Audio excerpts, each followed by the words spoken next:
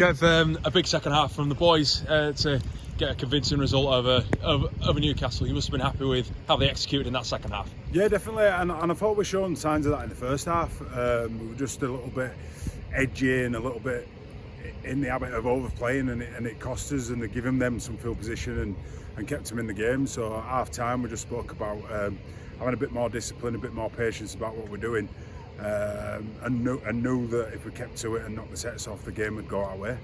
And plenty of tries in the second half, but the man of the moment, Jack Smith, obviously finished those tries, but it was the build-up play towards that, the way that the halves played, and the guys were commending how well the forwards did as well. Was that part of the game plan coming in, that we wanted to dominate with the forwards and then let the skill off the back of that? Yeah, we just talked about strong plays. The forwards carrying in numbers, and the halves just playing off the back of it and linking up, and if not, we just build it again, just get down the field and kick. But I thought David Gibbons and that right edge did a solid job in the jobs and breaking it down and took the opportunities when they could.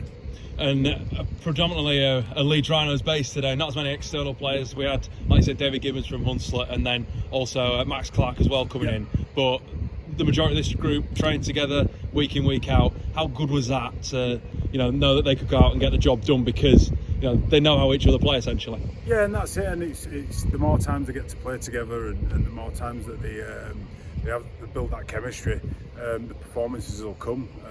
So it's just a matter of bedding them in and keeping them all together and getting them opportunities to play out there. But I thought the two lads that came in were brilliant, really contributed to the performance. Max, fresh off a plane last week, not trained with us at all, just turned up to Stanley tonight and was solid. Really good in what he did, and then David he's been with us a couple of times this year, and he seems to be just bedding in and feeling his way around and getting there with it. He's performed really well.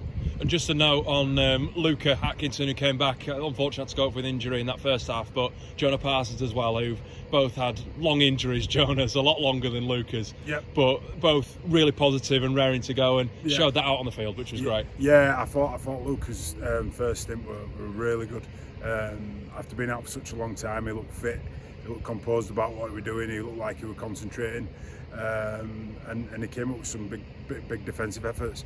And then for Jonah to get over with a try and get a feel of the game is a real positive.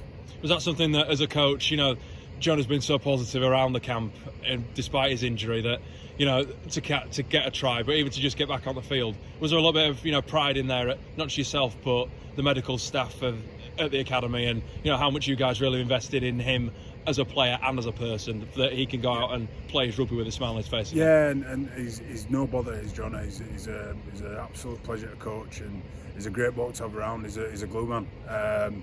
You can always rely on him to bring team spirit. You can always rely on him to bring some effort, and just the way that he's conducted himself throughout that period, it's a special effort by him.